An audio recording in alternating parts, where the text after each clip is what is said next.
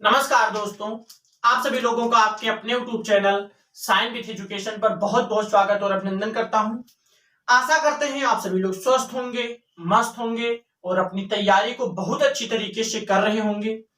पिछली क्लास में हम लोग पढ़ रहे थे भूकंपीय तरंग के बारे में, जिसमें भूकंपीय तरंग कितने प्रकार के होती हैं इन सब के बारे में पढ़े थे। जो भूकंपीय तरंगों के प्रकार हैं, प्राथमिक तरंगे, द्वितीय तरंगे और धरातलीय तरंगे जो हैं, इन सब के बारे में हम लोग पिछली क्लास में पढ़े हुए थे।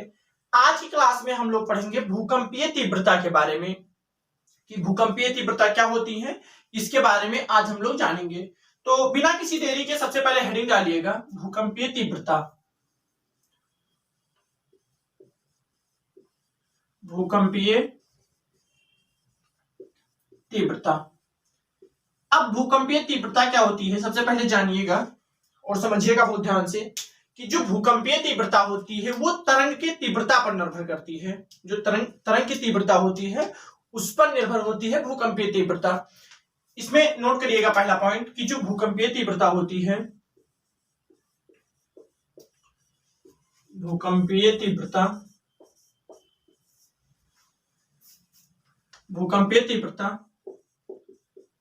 तरंग की तीव्रता पर निर्भर करती है।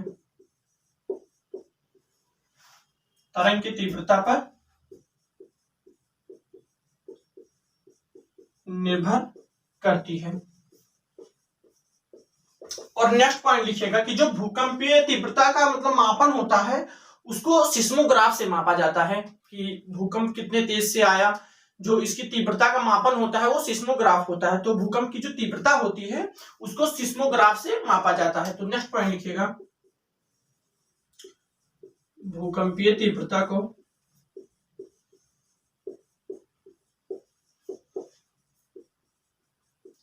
सिस्मोग्राफ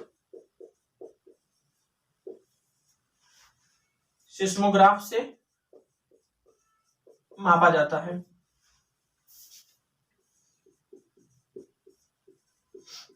सिस्मोग्राफ से जो भूकंपीय तीव्रता होता है वो सिस्मोग्राफ नामक यंत्र से मापा जाता है।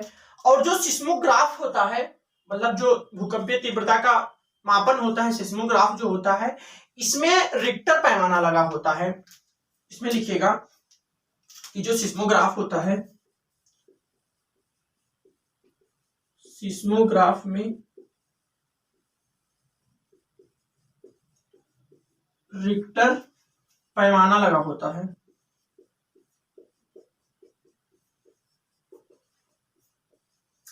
जो कि 0 से 10 के बीच में मतलब मापा जाता है। इसमें अगर मतलब 0 से 4 रहेगा तो फिर कैसा तीव्रता आएगा, 0 से 8 या 6, मतलब इसी के बीच में जो होता है वो तीव्रता का मापन किया जाता है।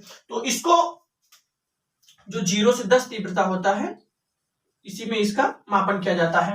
एक बार फिर से समझिएगा कि जो भूकंपीय तीव्रता होती है, भूकंपीय तीव्रता की अगर बात किया जाए तो भूकंपीय तीव्रता तरंग की तीव्रता पर निर्भर करती है। भूकंपीय तीव्रता जो होती है वो तरंग की तीव्रता पर निर्भर करती है। और जो भूकंपीय तीव्रता का मापन होता है कि भूकंप कितना तेज आया है या क्या इसकी तीव्रता थी, तो उसको सिस्मोग्राफ यंत्र से मापा जाता है। सिस्मोग्राफ में रिक्टर पैमाना लगा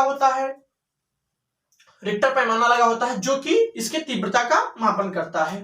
ठीक है, तो इसको आप सभी लोग नोट कर लीजिए, फिर हम लोग समझेंगे कि जो इसकी तीव्रता होती है कितना रहेगा, तो मतलब कैसा भूकंप आएगा, कैसे विनाशकारी रहेंगे, तो क्या क्या इसका मतलब तीव्रता होती है इसके बारे में हम लोग समझेंगे। तो सबसे पहले इसको आप नोट कर लीजिए। तो आशा करते हैं आप सभी लोग इसको नोट कर चुके होंगे।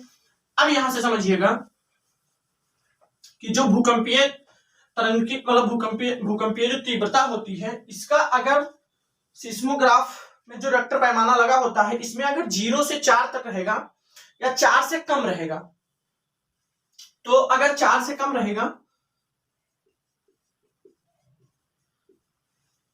रहेगा तो इसमें हल्का भूकंप आता है। इसका क्या मतलब कि जब रिक्टर पैमाना जो लगा होता है उसमें अगर 4 तक रहेगा तो जो भूकंप की तीव्रता होती है वो ज्यादा नहीं होगी, मतलब हल्का भूकंप आएगा। जो भूकंप की तीव्रता होगी वो बहुत कम होगी। अगर 4 से 6 रहेगा रिक्टर पैमाने में अगर 4 से 6 रहेगा तो मतलब हल्का भूकंप से थोड़ा तेज आता है, मतलब ऐसे समझ लीजिए कि तेज भूकंप आता है। ठीक, तेज भूकंप आता है। अब अगर 6 से 8 रहेगा तो अत्यधिक तेज भूकंप आएगा, क्योंकि जस बढ़ता जाएगा वैसे वैसे भूकंप की जो तीव्रता होगी वो बढ़ती चली जाएगी। तो अगर 6 से 8 रहेगा तो ये अत्यधिक खतरनाक भूकंप आता है, अत्यधिक खतरनाक भूकंप आता है। अगर 8 से 10 रहता है, अब 8 से 10 होगा तो समझ में आता है कि मतलब बहुत ही हाई लेवल का भूकंप आएगा। तो इसमें क्या होता है, इसमें ये विनाशकारी होते हैं और महाप्रलय भूकंप आते हैं। तो इसमें लिखिएगा जब 8 से 10 होगा तो महाप्रलय भूकंप आएगा, और ये जो होते हैं ये विनाशकारी होते हैं, विनाशकारी भूकंप आता है। एक बात फिर से समझिएगा कि जो भूकंपीय तीव्रता होती है उसका मापन सिस्मोग्राफ से किया जाता है। सिस्मोग्राफ में रिक्टर पैमाना लगा होता है, रिक्टर पैमाना लगा होता है। रिक्टर पैमाने में अगर 4 से कम है तो हल्का भूकंप आता है, अगर 4 से 6 है तो तेज भूकंप आता है, अगर 6 से 8 है तो अत्यधिक खतरनाक भूकंप आएगा, मतलब हाई लेवल का भूकंप आएगा जिससे ज्यादा खतरनाक रहेगा और ज्यादा मतलब प्रभावित होगा। अगर 8 से 10 है तो फिर महाप्रलय भूकंप आएगा, मतलब उसका कोई हद ही नहीं है, फिर बहुत ही नुकसान होगा, विनाशकारी होते हैं। अब यहां से एक पॉइंट और नोट करिएगा कि जो अब सबसे पहले इसको आप नोट कर लीजिए, फिर हम लोग नेक्स्ट पॉइंट में समझेंगे। तो आशा करते हैं आप सभी लोग इसको नोट कर चुके होंगे। अब यहां से समझिएगा, नेक्स्ट पॉइंट में समझिएगा कि जो भूकंप का अध्ययन होता है तो इसको सिस्मोलॉजी कहा जाता है।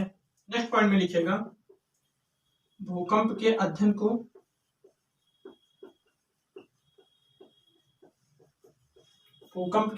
को सिस्मोलॉजी कहा जाता है।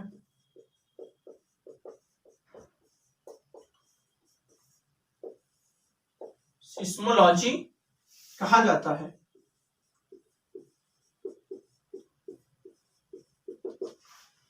जो भूकंप का अध्ययन होता है उसी को सिस्मोलॉजी कहा जाता है। तो आशा करते हैं आप सभी लोग भूकंपीय तीव्रता जो है ये समझ गए होंगे। आज की क्लास में हम लोग समझे कि भूकंपीय तीव्रता क्या होती है, भूकंप की तीव्रता किससे मापा जाता है, और इसमें मतलब किस सिचुएशन में भूकंप जो होता है वो हाई स्पीड में आता है और ये किस सिचुएशन में भूकंप कम आता है, इन सब के बारे में हम लोग बहुत अच्छी तरीके से समझे आज की क्लास में। इस क्लास में बस इतना ही।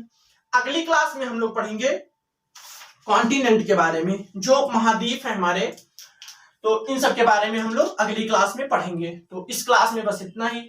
आपको क्लास कैसे लगी कमेंट बॉक्स में जरूर बताएं, और आप सभी लोगों से निवेदन करता हूं कि अपने क्लास को सभी दोस्तों में शेयर करें, सब्सक्राइब करें, लाइक करें, बेल आइकन प्रेस करना ना भूलें, जिससे कि हमारे क्लास का जो नोटिफिकेशन होता है वो आप सभी लोगों तक सबसे पहले पहुंचे और हमारे साथ साथ अपनी तैयारी को बहुत अच्छी तरीके से कर पाएं।